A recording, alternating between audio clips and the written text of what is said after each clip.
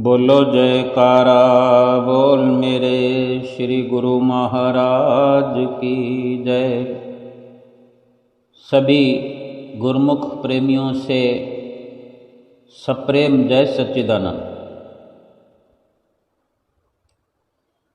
एक दृष्टांत है।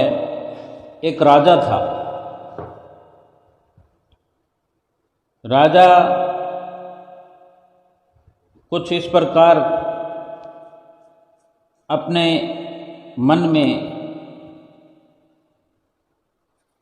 परमात्मा को खोजने की अभिलाषा लिए चल पड़ा अपने राज्य से, अपने राजमहल से, अपने राज्य से। वो किसी आश्रम में पहुंच गया। वैसे तो सभी जानते हैं कि भगवान को खोजना हो, परमात्मा की खोज करनी हो तो कहीं ना कहीं संतों महात्माओं से मिलना पड़ता है, संतों महात्माओं के पास जाना पड़ता है। लेकिन ये कार्य परमात्मा की खोज का कितना मुश्किल है, कितना आसान है, इसको समझने की ज़रूरत है। ना तो मुश्किल है ना आसान है, लेकिन जो मुश्किलें हैं उनको ठीक प्रकार से अगर समझ लिया जाए तो किसी भी प्रकार की मुश्किल नहीं है परमात्मा की खोज करने की, परमात्मा से मिलने की। जो मुश्किल हैं उसको ठीक प्रकार समझने की ज़रूरत है कि मुश्किल है क्या। तो वो जैसे आश्रम में गया तो आश्रम में बहुत शिष्य संत होते हैं, कहीं 2, कहीं 4, कहीं अधिक भी होते हैं। आश्रम में बहुत से लोग अपने मन के मुआफिक परमात्मा की खोज में लगे होते हैं। तो राजा भी पहुंच गया वहाँ। जो कुछ साधु थे उनमें जो प्रधान साधु था, उस प्रधान साधु ने कहा राजा को, जब उसने अपनी जिज्ञासा प्रकट की कि मुझे परमात्मा की खोज करनी है, तो वो प्रधान साधु कहता है राजा से कि जो कुछ तुम्हारे पास है उसे छोड़ दो। परमात्मा को पाना सरल है।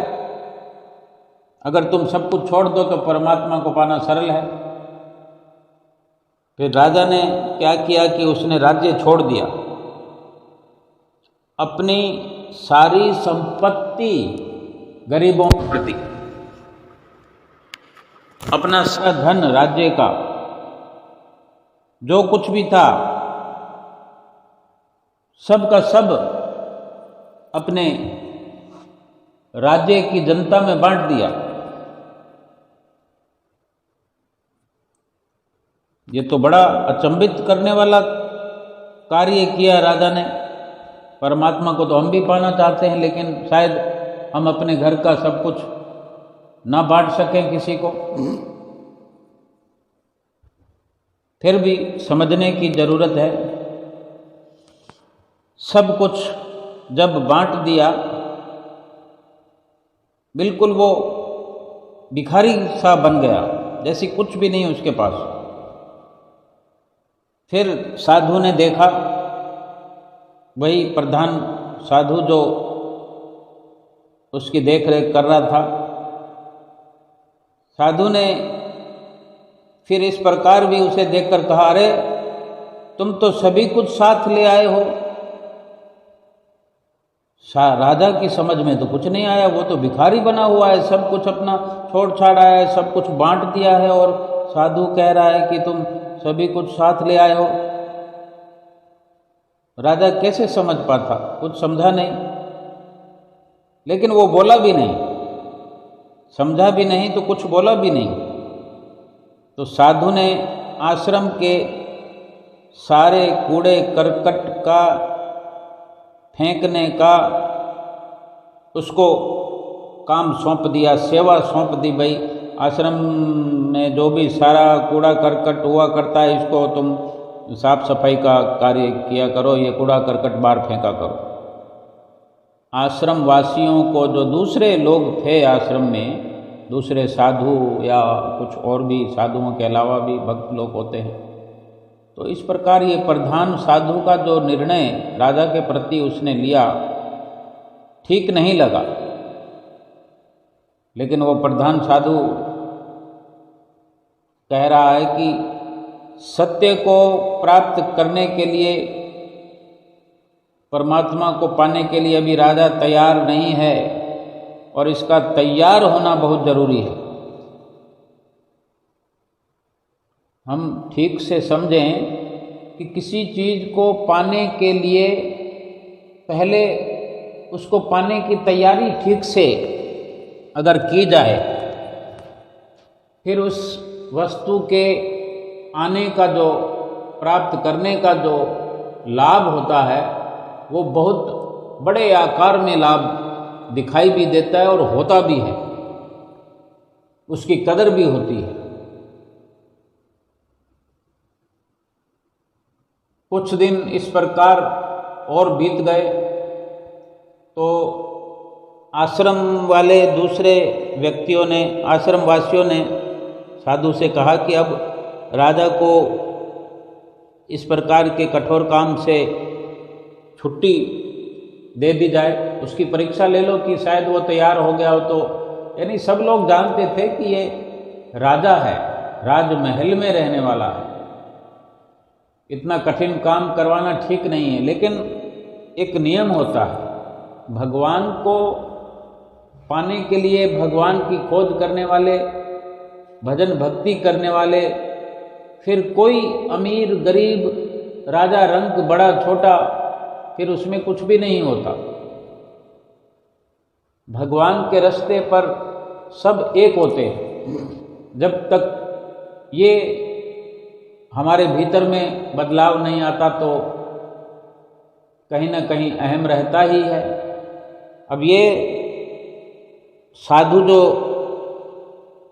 अपनी शिक्षा से उसको परिवर्तन में ला रहे हैं, ये उनका अपना व्यक्तिगत अनुभव है। बाकी दूसरों का अपना अपना अनुभव है।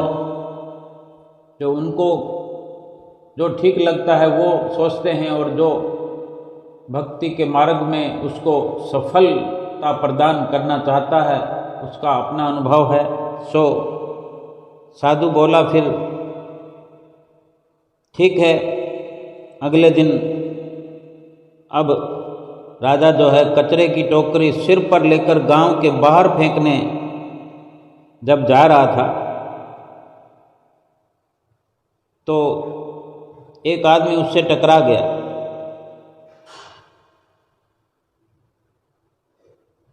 राजा बोला, आज से 15 दिन पहले तुम इतने अंधे नहीं थे।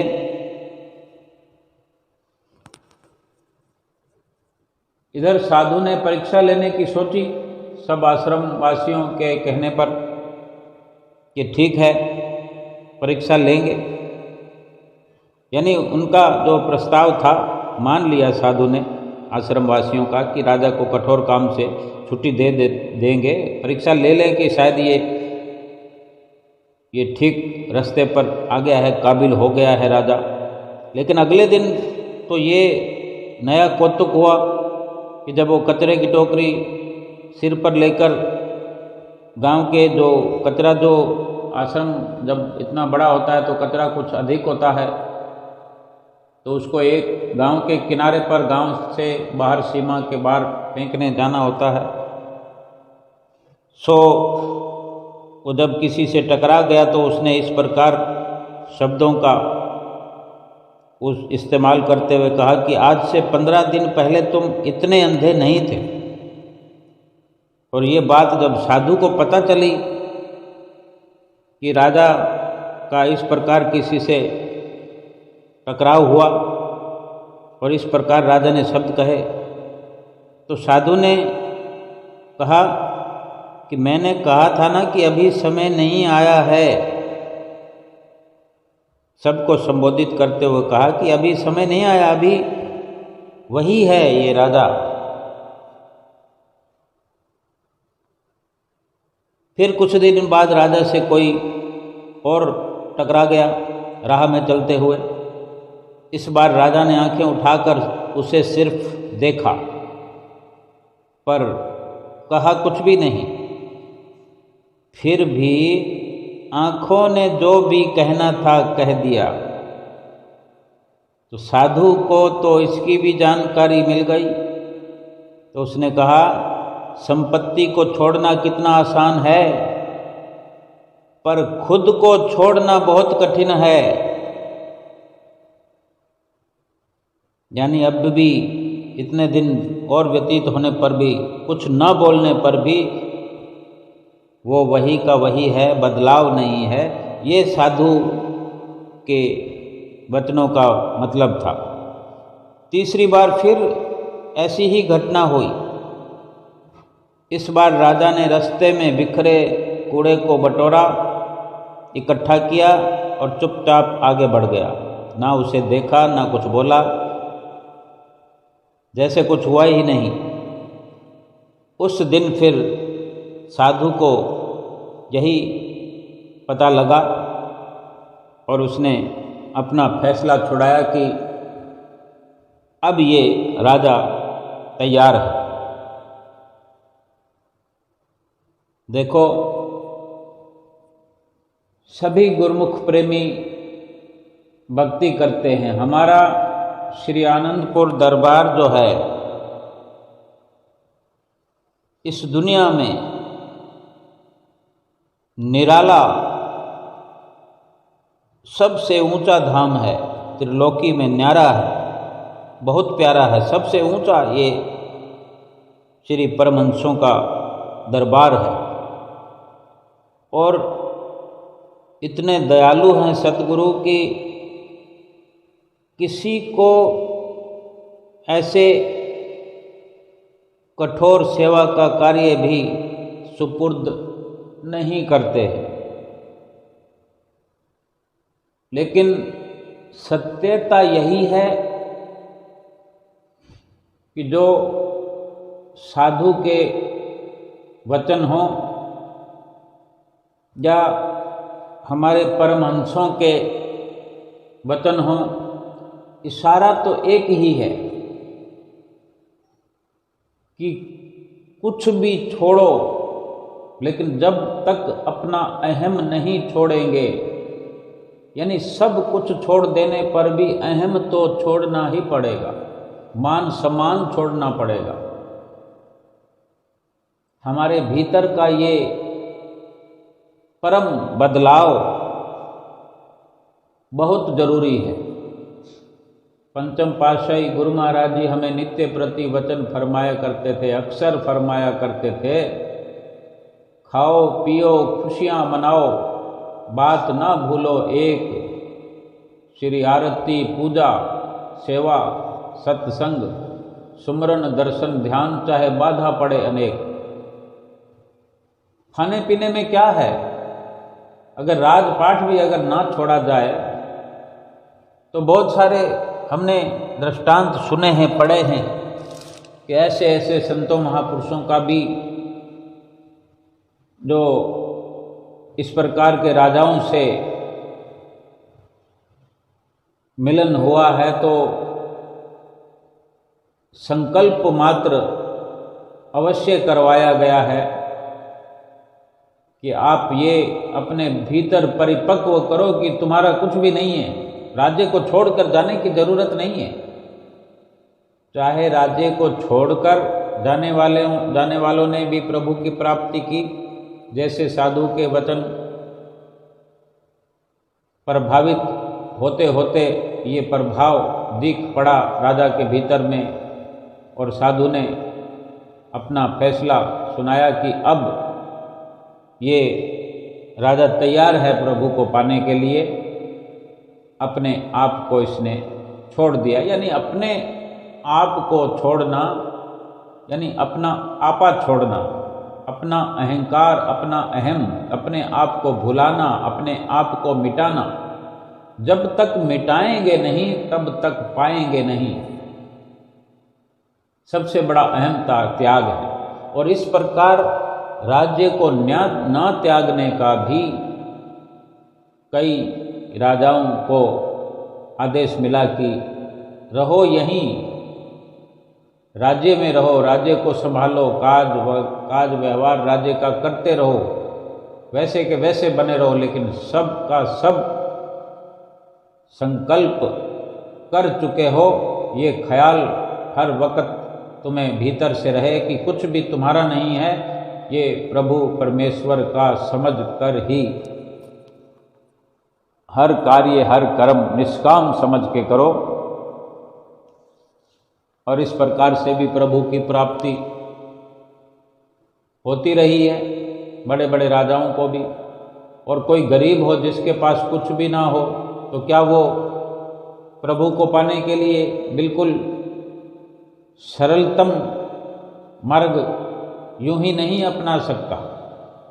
वो उसके लिए भी नियम लागू है कि मान बढ़ाई ईर्ष्या ये सब कुछ, अहंकार, अपना आपा सब कुछ छोड़ना पड़ेगा। फरमाते भी हैं वचन, महापुरुषों के वचन है, कंचन तजना सहल है, कंचन तजना सहज है, सहज त्रिया का ने, मान बढ़ाई ईर्ष्या दुर्लभ तजनी है। जिसका सीधा मतलब है कंचन यानी सोना चांदी हीरे मोती, कंचन तजना सहल है, सहज त्रिया का ने, त्रिया यानी पत्नी, ये भी सरल है वो भी सरल है, लेकिन मान बढ़ाई ईर्ष्या दुर्लभ तजनी है कि अपना मान सम्मान छोड़ना बहुत मुश्किल है। बड़ी से बड़ी वस्तु, राजपाट त्याग दिया, अपनी पत्नी को त्याग दिया, सोना चांदी हीरे मोती सब का त्याग कर दिया, लेकिन अपने अंदर भीतर में अहम भरा रहा, मान बढ़ाई भरी हम देखते हैं। सब कुछ छोड़ छाड़ कर भी भीतर में हमारे मान भरा होता है। हम स्वयं अपने भीतर ये देख सकते हैं, किसी दृष्टांत को सुनने और उसको पढ़ने या सुनाने से अधिक महत्वशाली है कि उस पर अमल किया जाए। किसी भी दृष्टांत को सुनकर अगर उसमें कुछ लखता है, कुछ पहचान के शब्द हैं, उस पर अगर अमल कर लिया जाए तो वहीं का वहीं कल्याण है। उसी शब्द पर, उसी घड़ी में, उसी पल में कल्याण है कि हमें समझ में आ जाए और हमने संकल्प ले लिया कि अब हमने ये कर देना है।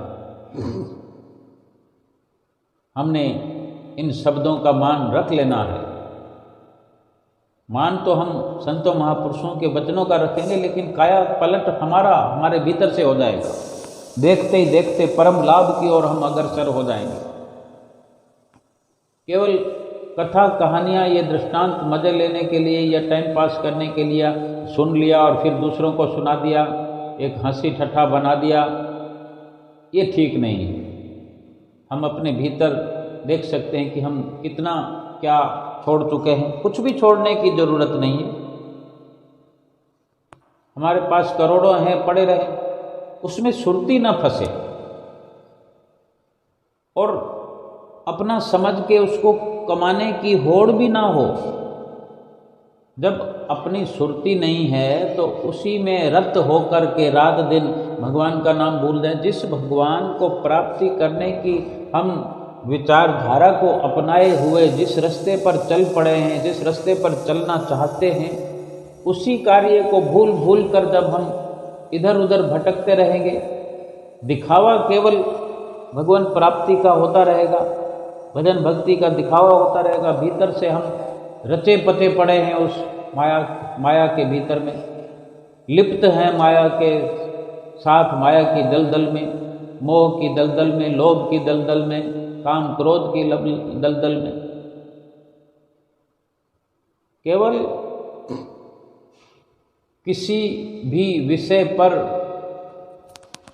समझ की जरूरत है, अमल की जरूरत है और चलने की जरूरत है। जिस रास्ते की, जिस राह की बात करते हो उस राह पर चलने की आवश्यकता है। भक्ति की राह की बात करते हैं, बात तो रात दिन हम कर रहे हैं। भक्ति की चाहना रात दिन कर रहे हैं। क्या चाहना में ही लगे रहेंगे कि रोटी खानी है, रोटी खानी है, रोटी खानी है? ये तो उच्चारण हो गया। और उच्चारण भी ना करें, हमारे भीतर ललक लगी रहे, भूख लगी रहे, तो हम मन में सोचते रहें कि रोटी खानी है, रोटी खानी है, रोटी खानी है। तो क्या भूख मिटती है? रोटी खाने वाले रास्ते पर चल पड़ेंगे। रोटी कैसे बनती है, कहाँ बनती है, कैसे मिलेगी, क्या उसका पुरुषार्थ है, क्या प्रयास करना है, वो सब करेंगे तो रोटी मिल जाएगी। रट्टा लगाने की या अपने भीतर में सोचने की, केवल ये सब तो करने मात्र से सफलता नहीं मिलती। जब ये इतनी छोटी सी बात के लिए पुरुषार्थ की जरूरत है, प्रयास की, मेहनत की, सब कुछ ज़रूरत है, तो फिर भगवान को पाने के लिए, प्रभु को, परमात्मा को पाने के लिए क्या त्याग की ज़रूरत नहीं है? कुर्बानी की ज़रूरत नहीं है? कुछ अपने आप को बदलने की ज़रूरत नहीं है? अगर ये सब ज़रूरत नहीं होती तो फिर इस मनुष्य जीवन में आने की ज़रूरत क्या थी? भजन बंदगी करने की ज़रूरत है, इसलिए इस मनुष्य जीवन में हम आए। और फिर भजन बंदगी करेंगे नहीं तो फिर होगी कैसे? अगर यूं ही भजन बंदगी हो जाती तो फिर इंसान के पद पर आकर भी 84 लाख योनियों में जाने का खतरा क्यों होता हमारे सिर पर? क्यों हमें बार बार महापुरुष फरमाते हैं कि भजन बंदगी करो, भजन बंदगी करो, भजन अभ्यास करो, नहीं तो 84 लाख योनियों में जाओगे। हम करते नहीं हैं इसलिए मुश्किल है, लेकिन करने लग जाएं तो मुश्किल तो फिर कुछ है ही नहीं। अभी का अभी कर सकते हैं, चाहे तो पूरा जन्म लगा दें, चाहे तो ये जन्म यूं ही खाली चला जाए, फिर एक 84 भोग लेंगे। फिर कभी अव्वल तो इसको ऐसे ही कहते हैं कि 84 इतनी लंबी है जिसको यही नाम दिया जाता है कि फिर ये मनुष्य जन्म मिलने का नहीं है। जन्म तो मिलेगा, क्या पता कितनी 84 भुगतने के बाद मिलेगा। इसीलिए ये निश्चित किया जाता है संतों महापुरुषों की ओर कि ये जन्म फिर दोबारा मिलने का नहीं है। फिर कौन मनुष्य जन्म के लिए हमारी फरियाद करेगा, कौन सिफारिश करेगा? हमने इस मनुष्य जीवन को नारकीय जीवन बना दिया। जीवन रहते भी हम नरकों में जाने वाले कर्म करते रहे। फिर नरकों में जब हम जाएंगे तो तब वहाँ पर क्या वैकुंठों वाले कर्म करेंगे? 84 लाख योनियाँ जो अभी विचरण कर रही हैं हमारी आंखों के सामने, हम देखते हैं, हम बहुत समझदार हैं, इस हिसाब से तो हम बड़े ज्ञानी बन जाते हैं, ब्रह्म ज्ञानी बन जाते हैं कि ये 84 लाख योनियाँ हैं, ये ऐसा है, ये वैसा है। लेकिन अपने को वहाँ रख कर हम देखें, अपने पर कुछ अंकुश लगाते हुए समझें कि हम में और उनमें फर्क कितना है। अगर हम भगवान का सुमरन नहीं करेंगे, भजन भक्ति नहीं करेंगे तो उनकी लाइन में पहुंचने में कितनी देर लगेगी? अभी श्वास छोटा की वहीं लाइन में जाकर खड़े हो जाएंगे, कितनी देर लगेगी? अगर फर्क साबित करना है तो कहने से नहीं, फर्क इतना साबित करें कि हम दूर होते जाएं 84 लाख योनियों से। यानी इस जीवन में नारकीय कर्म नहीं करने, प्रभु से मिलने वाले कर्म करने पड़ेंगे। निष्काम भक्ति, प्रेम भक्ति का जो ये अवसर मिला है, उस राह पर चलना पड़ेगा।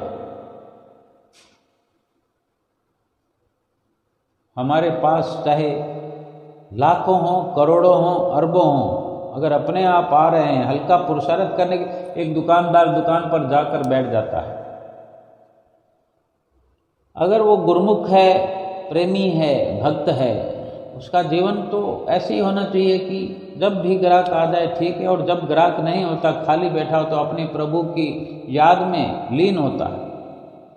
और जब भी ग्राहक आ गया, कमाई होती है, जितनी भी होती है, शुक्र करते हुए, प्रभु का शुक्राना करते हुए, यानी बात बात में प्रभु की याद में खो जाता है। एक गुरुमुख का और प्रेमी का यही जीवन चरित्र होता है।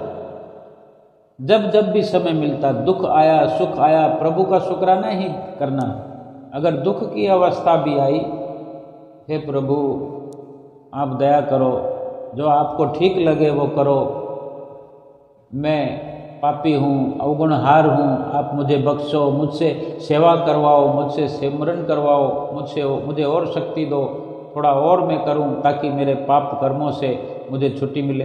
यानी कुछ करने की, कुछ त्याग की वे बात करते हैं कि अगर कुछ तकलीफ आ रही है भक्ति परमार्थ पर चलते हुए भी, तो भी गुरुमुख को लगता है कि कोई पाप भारी आ गया है जिससे मुझे कुछ अधिक सेवा की ज़रूरत है, अधिक सुमरन की ज़रूरत है, जो पहले हो रहा है उससे अधिक की ज़रूरत है। सीधे सीधे बात है, अगर खर्च ज़्यादा हो रहा है तो कमाई अधिक करने की ज़रूरत है। ये हम जानते हैं, कोई इसमें समझाने जैसी बात नहीं है, लेकिन हमने समझ संसार वाली पाल रखी है, वो जल्दी समझ में आ जाती है। भक्ति वाली समझ आती नहीं है, हम समझना चाहते नहीं हैं। जब दुनियादारी में खर्च ज़्यादा आने वाला तो चारों तरफ आंखें फाड़ फाड़ कर चारों तरफ पुरुषार्थ करते हैं, कोशिश करते हैं कि किस प्रकार से अधिक कमाई होगी। लेकिन जो गुरुमुख होता है वो संसारिक दृष्टि से भी जब कोई अधिक खर्च होने की संभावना होती है या कोई ऐसा वक्त होता है, वो ये प्रयास करता है कि इस खर्चे को कैसे मिटाया जाए, इस खर्चे को कैसे दबाया जाए, कैसे ख़त्म किया जाए। क्योंकि अचानक से अगर कोई कमाई का रास्ता ढूंढा जाएगा तो उसमें चोरी, ठगी, छल, कपट, झूठ, प्रेम, ये सब करना पड़ेगा। इसीलिए जो गुरुमुख भक्त होता है वो यही करता है, अपने प्रभु से गुहार लगाता है कि मैं ऐसा कुछ कर नहीं सकता जिससे रातों रात या थोड़े दिनों में, यानी इतने समय में अगर मेरे से व्यवस्था नहीं हुई तो अब अचानक से मैं कोई व्यवस्था करूँगा, किसी से झूठ बोल कर लाऊंगा या कहीं से ठगी करेंगे, या जो हम पर विश्वास करते हैं उनको 100 का माल 200 में बेचेंगे, तो ये गलत है। लेकिन आम दुनियादार का यही नज़रिया है कि किसी भी कारण उस आए हुए खर्चे को पूरा करना है और जुगत लगाकर कहीं ना कहीं से बाजी मार लेते हैं, उसी को वो ठीक समझते हैं। लेकिन जब दुखों की अवस्थाएं आती है तो क्या वो पैसों से सुधर जाती है, सुधार हो जाता है? किसी का पैसों से मात्र सुधार होता देखा गया? अगर यही सत्य है तो फिर हर किसी के पास पैसा होना ज़रूरी है, लेकिन हर किसी के पास पैसा नहीं है। गुरुमुखों के पास जितना भी है उनके दामन में, उसी में से उनको खुशियों की झलक हर पल मिलती है। उसका यही कारण है कि उनका अटैचमेंट अपने सतगुरु प्यारे से हर पल रहता है, और उन्हें यही शिक्षा मिलती है कि अगर ऐसा कुछ अचानक होता है तो उनकी हर पुकार हर पल अपने सतगुरु से होती है, हर पल उनसे बात होती है, और वहीं गुहार लगाते हैं कि ये अचानक ऐसा खर्च आया तो मैं अब क्या करूं? गुरु महाराज जी कोई ऐसा रास्ता निकालो, कैसा आशीर्वाद करो कि ये खर्चा ही खत्म हो जाए। रात को ऐसी चिंता करके सोता है गुरुमुख और सुबह लगता है कि ये काम यूं ही चल जाएगा, ज़रूरत ही नहीं है, और सारा का सारा प्लान सफल हो जाता है, बिना कुछ किए ही वही काम हो जाता है। और दुनिया के नज़रिए से क्या देखना? आज हम देखें इस जो महामारी का जो अवसर था, लॉकडाउन के अंदर कोरोना काल में बहुत लोगों को एक बड़े अनुभव का लाभ मिला। कितनी शादियां हुई बिना खर्चे के, गरीबों के घर में हुई, अमीरों के घर में भी हुई, लेकिन कुछ समझ पाए, कुछ समझ नहीं पाए। अगर बहुत पैसा होने पर भी ऐसा अवसर मिला तो फिर ये क्या था? यही प्रभु परमेश्वर को मंजूर था, लेकिन वो इसी राह को जीवन में अपना ले कि आडंबर से रहित होकर जीना शुरू कर ले। जिसने समझ लिया उसके लिए ये अवसर प्रेरणादायक भी रहा। जो दुख रहा वो तो रहा, लेकिन उन दुखों के साथ जो अनुभव प्राप्त हुए, अपने आप में परमात्मा परमेश्वर की ओर से बख्शिश किया हुआ हर समय, हर घड़ी, हर लम्हा अनमोल होता है। शिक्षा प्राप्त करने वाले शिक्षा प्राप्त करके अपने जीवन को अनमोल बना लेते हैं, अपने प्रभु का हर वक्त शुक्राना करते हैं। जब जब भी जिस भी घड़ी जब वो किसी के साथ होते हैं तो भगवान की बातें करते हैं।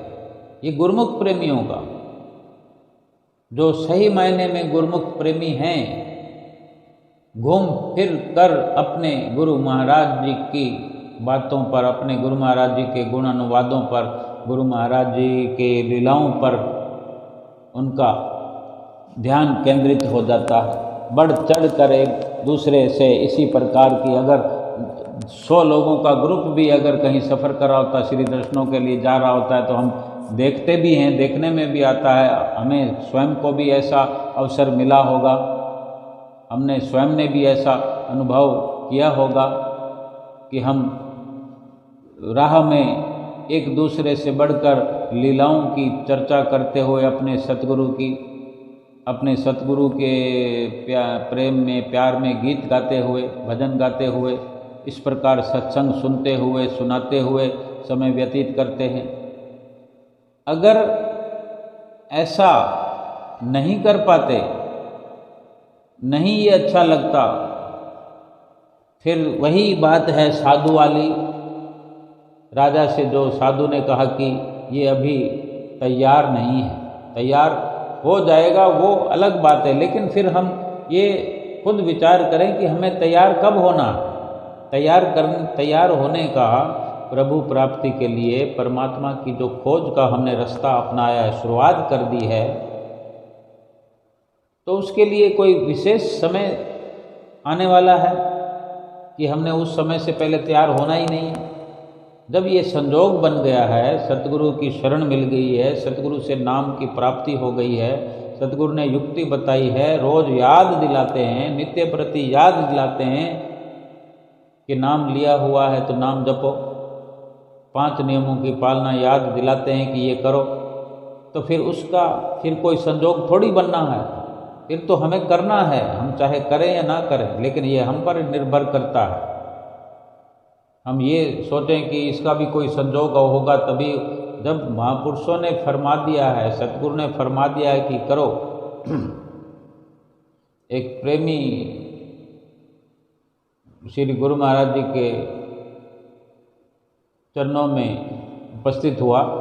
श्री प्रयाग धाम की बात है, अंदर मत्था टेकने गया, सेवा करने के लिए गया हुआ था, तो उन्होंने जिस आदरणीय महात्मा जी ने उनको सेवा के लिए बुलाया था, और जो सेवा वो भगत जी कर रहे थे, तो भगत जी ने प्रेम पूर्वक पूछा उन महात्मा जी से कि भी मुझे श्री गुरु महाराज जी से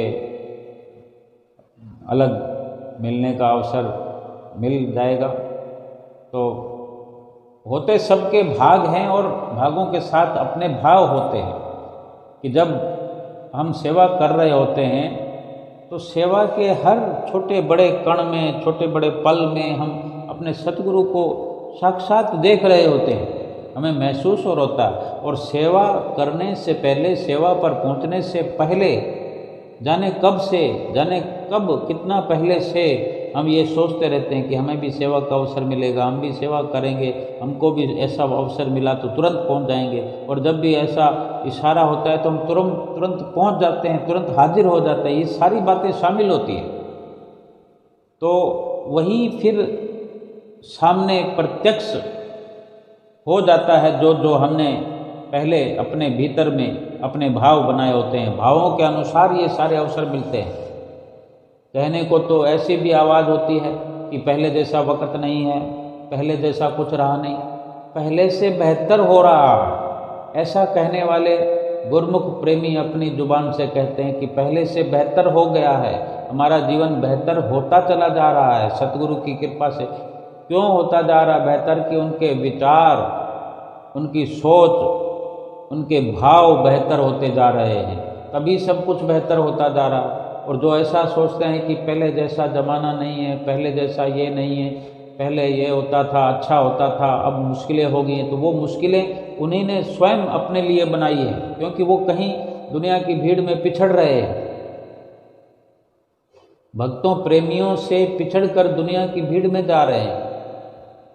जो उनका स्थान था, जो प्रभु परमेश्वर ने, जो सतगुरु ने जो हमें स्थान बख्शा है, हम उसको छोड़ करके कहीं पीछे होते जा रहे हैं।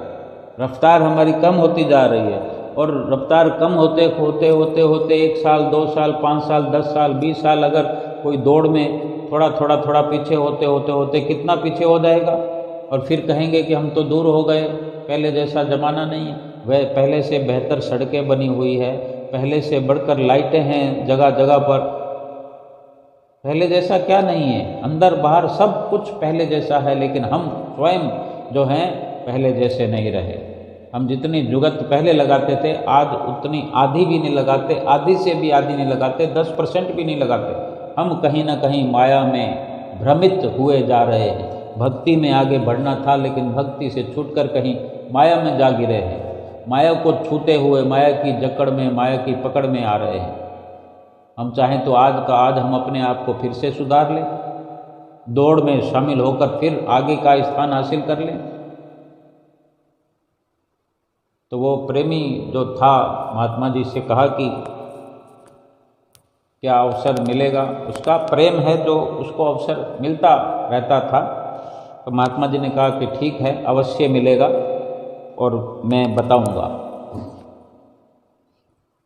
अवश्य मिलेगा ये तो कह दिया, और ये उस भगत जी को भी विश्वास था कि मिलेगा, क्योंकि जो अपना हक समझते हैं, जिन्होंने अपना किसी को बनाया ही नहीं है, जो बहाना बनाते ही नहीं है कि मुझे समय नहीं है, मैं अभी नहीं आ सकता, जो ये कहे कि मैं तैयार हूँ, आधी रात को तैयार हूँ, इतना कहने भर से बाकी सब मुश्किलें तो सतगुरु स्वयं मिटा देते हैं। अपने सतगुरु अपने गुरुमुखों को अवसर देने के लिए ही सेवा बख्शते हैं।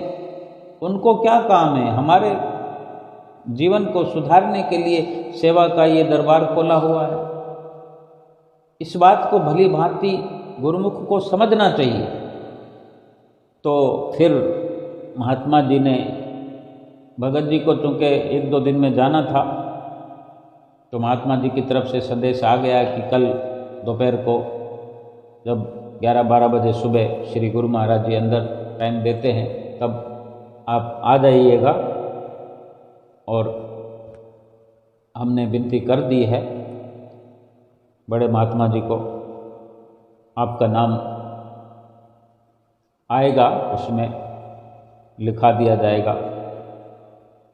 तो वो प्रेमी अपने भीतर महसूस कर रहा, वहाँ गुरुमुख प्रेमी जो भगत जी हैं, वो वहाँ अंदर बैठकर भी अपने भीतर महसूस कर रहा है कि मैं कितना भाग्यशाली हूँ। क्या वो वक्त होता था और क्या वो आज वक्त है जो गुरु महाराज जी मेरे पे इतनी दया बरसाते हैं, मुझ गरीब को विशेष दर्शनों के लिए बुलाते हैं। मैं दीनहीन, और मेरी जो अवस्था है, इतना परिवर्तन कर दिया मेरे श्री गुरु महाराज जी ने, क्योंकि वो इतना फूला समा रहा था कि एक थोड़े दिनों की सेवा के लिए आने पर उसको वो विशेष दर्जा मिल रहा है। कोई वो धनवान नहीं, कोई रूपवान नहीं, कोई गुणवान नहीं, लेकिन सतगुरु का प्यारा शिष्य तो है। अपने सुंदर भाव संजोए कर अपने सतगुरु को जो लुभा सकता है, उसको कोई आडंबरों की जरूरत नहीं है। और मन में ये विश्वास कर रहा है कि मैं जब श्री गुरु महाराज जी के आगे जाऊंगा तो मैं मांग करूंगा कि मुझे आशीर्वाद करो कि मेरा मन सुमरन में लगता रहे। देखो, अभी तक श्री गुरु महाराज जी के आगे पहुंचा नहीं है, बाहर इंतजार कर रहा है वो प्रेमी, और कितनी सुंदर मांग अभी से रख रहा है। तो क्या वहाँ जाने पर कबूल होगी, वो तो उसी वक्त कबूल हो गई। सतगुरु अंतर्यामी हैं, हमारे दिलों की जानने वाले हैं। जितने सुंदर भाव हम अपने भीतर बढ़ा सकते हैं उतना बढ़ाएं, समय तो उतना अच्छे से अच्छा होता जाएगा। ये सब हम पर निर्भर करता है कि हम अपने समय को अच्छा बनाएं, अपने समय को बुरा बनाएं, अपने लिए किस प्रकार का हम इस प्रकार जैसे दुनिया में एम्पायर खड़ा करते हैं, यानी अपना एक साम्राज्य खड़ा करते, भक्ति परमार्थ में भी यही सब निर्भर करता है अपने सुंदर भावों पर। फिर जब बुलाया गया उस प्रेमी को, श्री गुरु महाराज जी ने उससे नाम भी पूछा। आदरणीय महात्मा जनों ने विनती भी की कि ये सेवा करने के लिए आया था और इस प्रकार की ये सेवा थोड़े दिनों के लिए कर रहा था, कोई भारी भरकम सेवा भी नहीं। और वो स्वयं वो प्रेमी बताता है कि मैं सेवा क्या करता हूँ, मस्ती करने आता हूँ। कोई सेवा का केवल नाम है, आराम की सेवा, मस्ती की सेवा, इतनी कोई जुगत नहीं लगाता, कोई भारी भरकम, कोई शरीर को इतना नहीं थकाता, लेकिन इतनी बड़ी रहमत होती है, इतने दया बरसाते हैं मेरे श्री गुरु महाराज जी कि वो बताते हैं तो बताते बताते रोना आ जाता है उनको। फिर श्री गुरु महाराज जी के आगे विनती हो रही है, वो प्रेमी हाथ जोड़कर खड़ा है। श्री गुरु महाराज जी ने कुछ बातचीत करके आशीर्वाद लगातार दे रहे हैं, मुस्कुरा रहे हैं। फिर वो भगत जी बताते हैं कि मैंने श्री गुरु महाराज जी से विनती करी, श्री गुरु महाराज जी मुझे आशीर्वाद करें कि मैं सिमरन करूं, मेरा मन सिमरन में लगे। तब श्री गुरु महाराज जी ने वचन फरमाए और अपने कर कमलों को लंबा करते हुए उंगली उस प्रेमी के आगे करते हुए और हाथ को थोड़ा हिलाते हुए जैसे कोई तीर चलता है भीतर हमारे, कोई जैसे कोई चक्र वेदन हो रहा हो, जैसे सुमरन के लिए एक आशीर्वाद हो रहा हो, या जैसे कोई श्री गुरु महाराज जी कोई 10वां द्वार खोल रहे हों, इस प्रकार श्री कर कमलों से उंगली से उसको ऐसे इशारा करते हुए उसकी ओर 1-2 बार उंगली ऐसे करते हुए और वचन फरमा रहे हैं कि सिमरन करो, मन लगेगा। और प्रेमी वो भगत जी गद गद प्रेम से भरपूर हो गए, गद गद प्रसन्न हो गए और इस प्रकार आशीर्वाद, प्रसाद और सुमरन करने का ये विशेष आशीर्वाद प्राप्त करके उन अनुभवों को ताज़ा करते हैं और एक लीला के रूप में सुनाते हैं। और बताने लगे कि जब वहाँ से माथा टेकते हुए जब आगे बढ़ा, जब मैं चल चुका था वहाँ, तो पीछे भी श्री गुरु महाराज जी ने इन वचनों को फिर दोहराया। जब मैं वहाँ पर खड़ा हुआ नहीं था तो भी इस बात को फिर दोहराया। जाने क्या मौज थी जो मेरे कानों ने सुना। कानों में फिर आवाज़ आई कि भजन सुमरन करो, मन लगेगा। फिर से ये बात सुनकर जाने क्या हलचल उसके भीतर में हुई कि कितनी लीला श्री गुरु महाराज जी अपने गुरुमुखों से, प्रेमियों से रचाते हैं। कि कितना सुंदर ये समय गुरुमुख प्रेमियों के लिए हर वक्त होता है, हर वक्त रहता है। जैसे जैसे समय व्यतीत होता जा रहा है, स्वर्णिम अवसर आता जा रहा है, वक्त बदल रहा है। और बदलाव यही है कि पहले से बेहतर, हर पल बेहतर, हर दिन बेहतर। तो फिर परलोक बेहतर क्यों नहीं होगा? लोक सुखी ये रहा तो परलोक क्यों नहीं सुहेला होगा? जब आज बेहतर है, वर्तमान बेहतर है, तो भूत भविष्य अपने आप बेहतर है।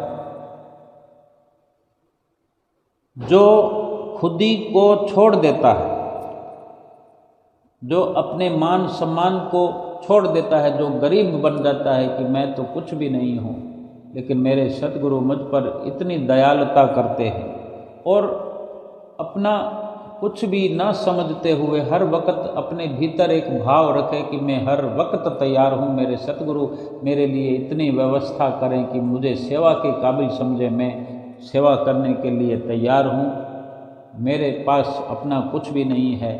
यानी जैसे कोई दिहाड़ी मजदूर होता है, वो चुपचाप अपने घर से चला आता है, सब कुछ सेठ का मालिक का होता है, वो वहाँ पर केवल जाकर समर्पित हो जाता है और शाम को दिहाड़ी लेकर अपने घर चले जाता है और इसी प्रकार जीवन गुजर बसर होता है उसका।